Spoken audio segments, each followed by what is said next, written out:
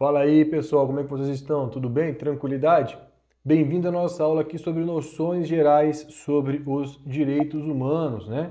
A gente vai tratar dessa temática agora aqui, ó, noções gerais sobre direitos humanos, que ainda que não esteja expresso no seu edital, é um tema para a gente ter uma base geral a respeito da matéria. Então a gente vai falar aqui de uma evolução, né?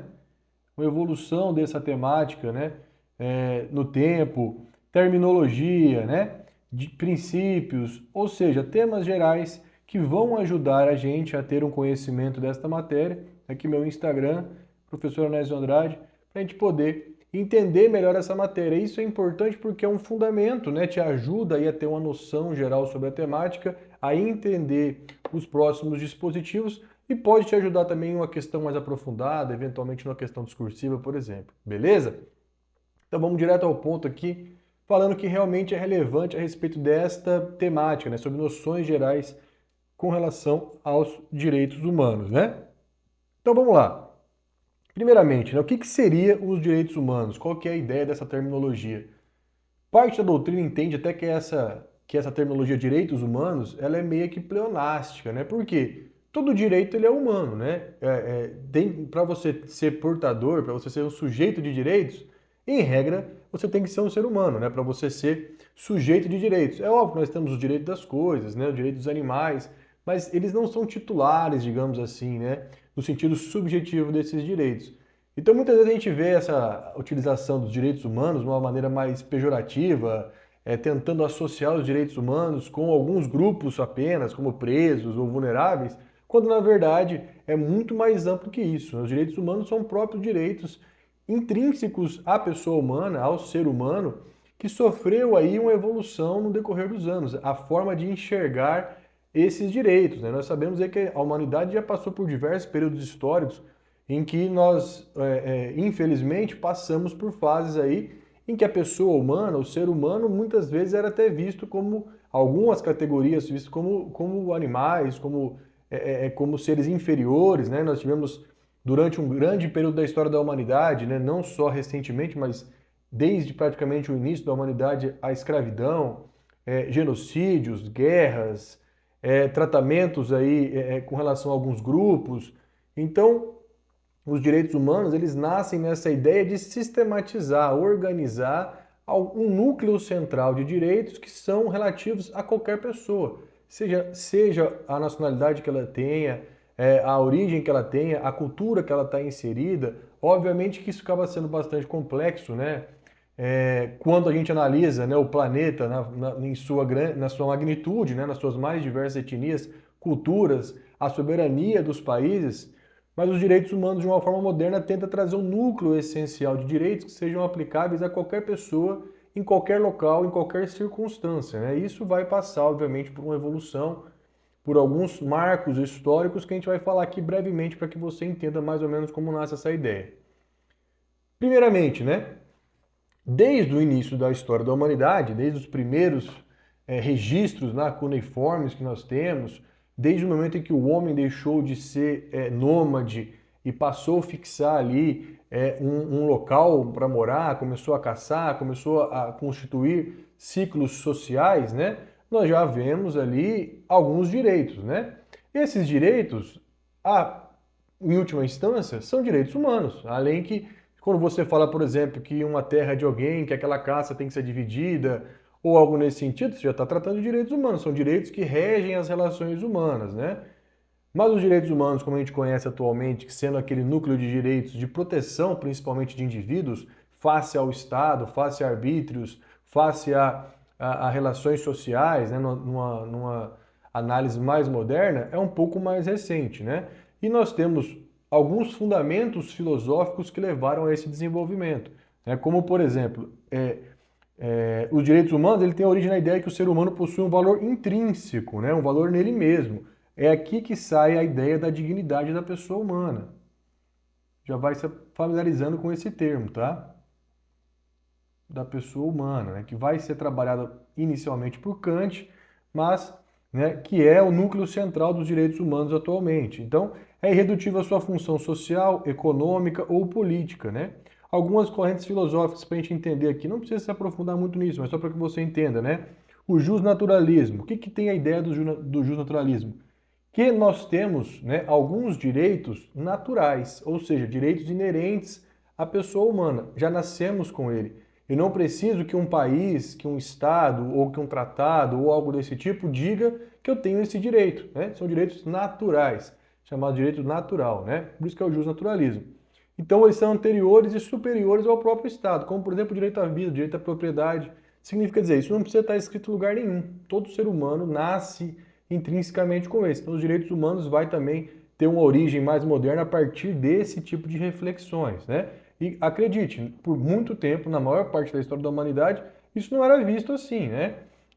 Nós tínhamos ali um Estado soberano ou uma época em que o poder era concentrado na mão ali do monarca, de um rei, de um senhor feudal, ou seja, de uma pessoa, né?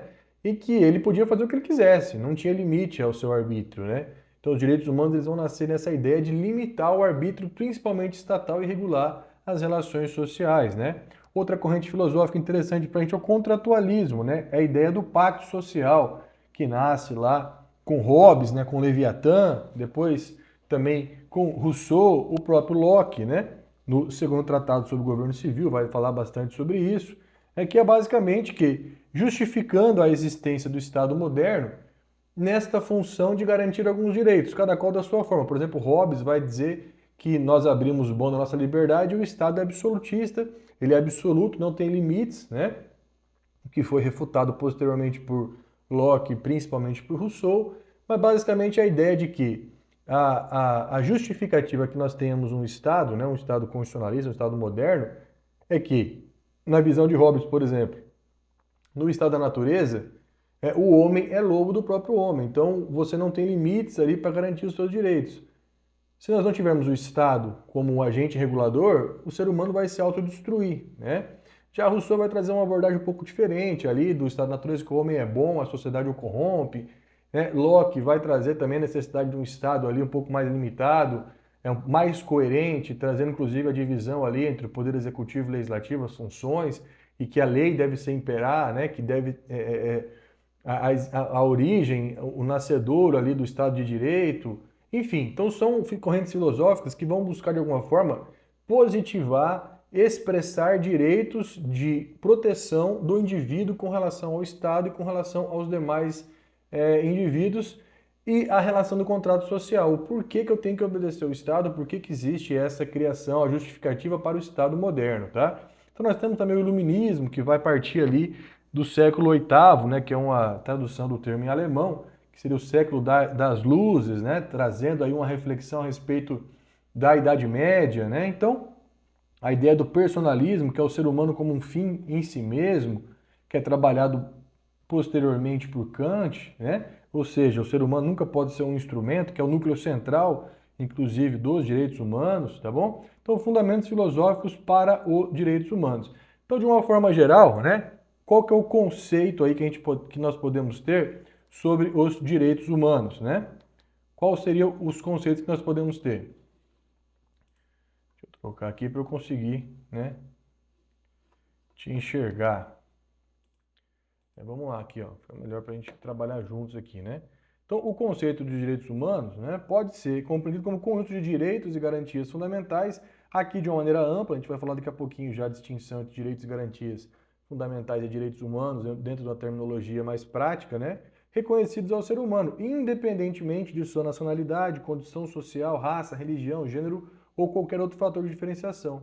São inerentes à dignidade da pessoa humana, à universalidade, universalmente válidos e exigíveis, e cuja positivação dos ordenamentos jurídicos se deu por meio de declarações, tratados, convenções e internamente por meio de constituições, tá? Então é a fase que nós vamos chamar de constitucionalismo, né? Então, esta evolução. Então, direitos humanos seriam esses direitos inerentes à pessoa humana. Então, vai muito além de você proteger um grupo específico. Tem a ver com toda a sociedade, tem a ver com os direitos nossos como pessoas, né? Das pessoas como pessoas, independentemente da sua condição social, da sua classe, do seu gênero, religião, enfim, por isso que nós temos essa característica da universalidade, que vai contrastar, né, principalmente com a limitação que a gente estuda bastante no direito internacional relativa ao a soberania, né? A independência. Quer dizer, cada país tem a sua soberania, né? Pode ali definir o seu próprio direito. E como que eu vou ter regras universais? Por exemplo, nós temos algumas tribos, né? Principalmente, né, comunidades indígenas, tanto na América Latina quanto em outras partes do mundo, que aceitam canibalismo, por exemplo. Olha, isso, sem dúvida alguma, ofende a dignidade da pessoa humana. Você submeter o indivíduo a alimento, né? Reduzir ele a um alimento, seja a condição que for, um prisioneiro ou enfim. Né? Existem outras culturas que admitem, por exemplo, sacrifícios humanos, né? Que admitem, por exemplo, que pessoas que nasçam com algum tipo de deficiência sejam mortas no momento do nascimento, enterradas. Isso vai violar, né, essa ideia da universalidade dos direitos humanos. Então, nós temos que ponderar. Essa é a grande graça com relação aos direitos humanos. Você tem que fazer essa ponderação e essa flexibilização ou definir um núcleo realmente de direitos que não possam ser relativizados, ainda que se analise sob a ótica da soberania, a independência dos povos e etc. Beleza? Então, continuando aqui, né? Terminologia, que eu te falei, né? Existem distinções na doutrina que caem em prova, né? Apesar de, por exemplo, a própria Constituição Federal ou muitos doutrinadores mais tradicionais, clássicos, usarem esses termos como sinônimos, direitos humanos, fundamentais, direitos do homem, mas para fins de prova de concurso a gente pode fazer essa distinção, né? Direitos humanos é o conjunto de direitos reconhecidos internacionalmente, aplicáveis a todos os seres humanos.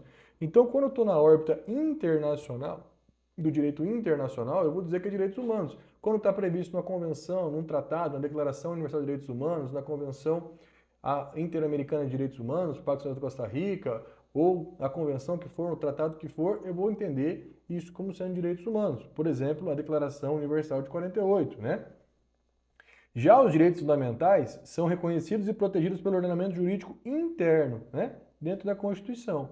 Então, quando eu tenho esta previsão dentro do texto constitucional, no caso do Brasil, por exemplo, o artigo 5º da Constituição Federal, que traz os direitos e garantias individuais ali, eu tenho, portanto, direitos fundamentais. E direitos do homem, né, é outra expressão que tem base justnaturalista, aquilo que eu te falei, né, que são direitos inerentes que nascem com a pessoa humana, seriam direitos do homem, tá? Como, por exemplo, né, na doutrina de Locke, Rousseau, contratualismos em geral, né, justnaturalista.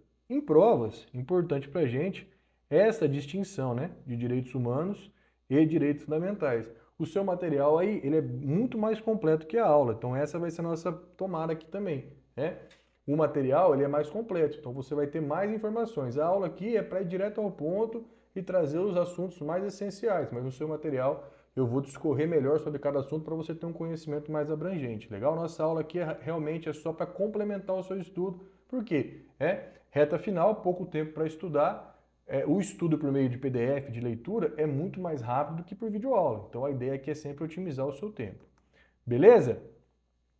Passando para o nosso próximo tópico aqui, vamos falar um pouquinho sobre as características dos direitos humanos. Então são algumas características que a doutrina traz para nós a respeito dos direitos humanos, importantes para a sua prova. Vamos falar rapidamente sobre cada uma delas aqui. Primeira característica que a gente já falou, né? A universalidade. Então, os direitos humanos, eles são universais, são aplicáveis a todos, sem exceção. Não quero saber de país, origem, raça, etnia, procedência nacional, idade, característica, ou seja, são inerentes à própria pessoa humana.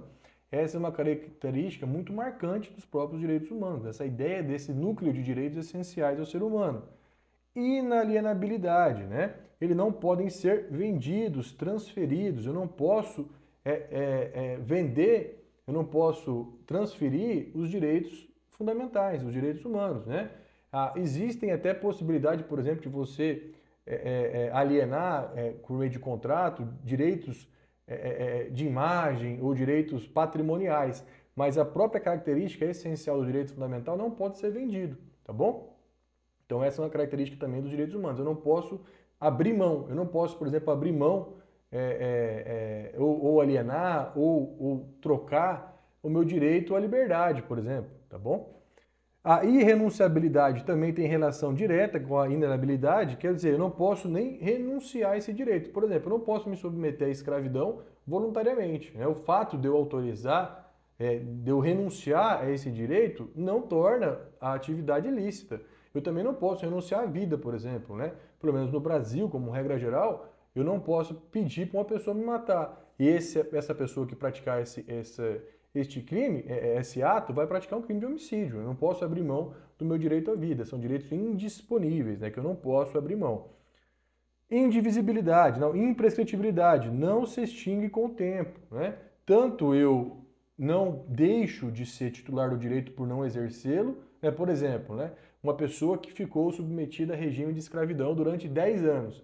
Será que porque ela se submeteu a esse regime ela deixou de ter direito à liberdade? Não, não prescreve. Não, o fato de eu não exercitar um direito ou de não reclamar esse direito não faz com que eu o perca, não tenha mais aquele direito, tá? Indivisibilidade. Então, os direitos humanos, eles são únicos e inseparáveis. Um tem relação com o outro. Quando eu falo, por exemplo, no direito social, direito ao lazer, ele está relacionado com o direito à vida, com a vida tranquila, com a vida boa. Então, são interrelacionáveis, eles não são divisíveis. Eu tenho que analisá-los como um todo, tá? Interdependência, né? Justamente com essa ideia da própria indivisibilidade. A proteção de um reforça os demais. Quando você garante, por exemplo, o direito à segurança, você está garantindo também o direito ao patrimônio, ao direito à liberdade. Um direito relacionado com os demais e um direito soma-se com os demais, tá? Historicidade, então é uma evolução histórica, né? De acordo com o contexto social. São direitos que são garantidos aí a cada ano que passa, a cada nova conquista social. Alguns direitos que não existiam e a partir, por exemplo, de evoluções passam a existir. Atualmente a gente pode citar a ideia de proteção de dados, né? Isso não existia aí há 15, 20 anos atrás. Hoje já é um tema aí da LGPD, por exemplo, um tema muito interessante. Atualmente nós podemos falar também das inteligências artificiais, deepfakes, né? Então, são direitos que a gente vai conquistando a partir da evolução da própria sociedade, né? E dentro deste mesmo conceito, nós podemos citar a proibição de retrocesso. Direitos que são adquiridos, direitos que passam a fazer parte deste rol, não podem ser suprimidos, né? Então, a ideia é sempre expandir os direitos, não retroceder. Então, por isso que a proibição de retrocesso, também chamado de efeito cliquet. Por que efeito cliquet, professor? Tem a ver com a ideia dos alpinistas, né? Ou com as catracas ali que o pessoal usa. Você já viu essas catracas, né? Que você usa para erguer peso, né? Peso, ou que o pessoal usa justamente para subir montanha e tal. Ele é uma catraca que ela vai girando só para frente, ela não retorna. Então por isso que é efeito cliquet. Em relação a esse barulho que faz clique, clique, clique. Então ela só vai para frente, né? Ela não retorna. Então essa que é a ideia do efeito cliquet aqui dos direitos fundamentais. Bacana? Né? Outra característica aqui, ó, a complementaridade, né? Então, o nível nacional e internacional atuam de modo integrado, ou seja, o sistema internacional, que é o de direitos humanos, ele vai complementar os sistemas nacionais e vice-versa, tá bom? Isso, inclusive, tem previsão lá no nosso artigo 5º, parágrafo 1º, né? Quando o Constituinte fala que os direitos e garantias fundamentais previstos na Constituição não excluem outros, né, do ordenamento jurídico e em virtude também de tratados, de convenções, de direitos observados dentro do aspecto, dentro do âmbito internacional. Essa é a ideia da complementariedade. Só reforçar mais uma característica aqui talvez interessante para a gente, é que não são absolutos, né? Por que os direitos não são absolutos? Porque cada direito deve ser exercido dentro de um limite, né? Dentro de uma restrição geral. Esses direitos não podem, eu não posso exercer um direito fundamental, um direito humano, de forma a atingir outro direito, né? E esses direitos não são absolutos, todos comportam exceções, né? Por exemplo, o próprio direito à vida, no caso nosso do Brasil, né? Nós temos a possibilidade ali da pena de morte no caso de guerra declarada, por exemplo, tá bom? Existem algumas doutrinas que vão trazer como exceção, como por exemplo do professor Norberto Bobbio, né, italiano, o direito à escravidão e à tortura, que seriam aí direitos absolutos, quer dizer, não tem relativização, tá? Mas, regra geral, os direitos não são renunciáveis e eles não são absolutos. Significa dizer que eles comportam alguma exceção e, em geral, quando há colisão, quando é ponderado um direito com relação ao outro. Por exemplo, a liberdade de expressão é um direito fundamental? Sim. É um direito humano? Sim. Mas ele também não pode atingir a honra, a vida privada de outra pessoa, que também é um direito essencial, também é fundamental, também é direito humano. Então, nesta ponderação, a gente vai analisar que eles não são absolutos. Beleza? Tudo bem? Tranquilinho? Bom, quase 20 minutinhos aqui. Eu acho que eu vou dividir essa aula aqui para não ficar muito extensa para você. A gente continua aí posteriormente conversando sobre direitos humanos, sobre marcos históricos, características gerais e algumas questões. Todas as nossas aulas a gente vai fazer questões. No final da aula a gente vai fazer uma listinha de questões e responder juntos, né? Algumas questões eu vou responder com você aqui em vídeo, algumas eu vou deixar só no material, mas a ideia é tentar fazer a resposta da maioria dessas questões aí junto com você. Então você tem a teoria e a prática aqui ao mesmo tempo. Bacana? Lembrando que o seu material de apoio aí também vai ser bastante completo para te ajudar a entender melhor de cada um desses assuntos. Tranquilo? Intervalinho rápido aqui, bebe uma água, bebe um café, vai ao banheiro e retoma para a gente continuar falando sobre os direitos humanos.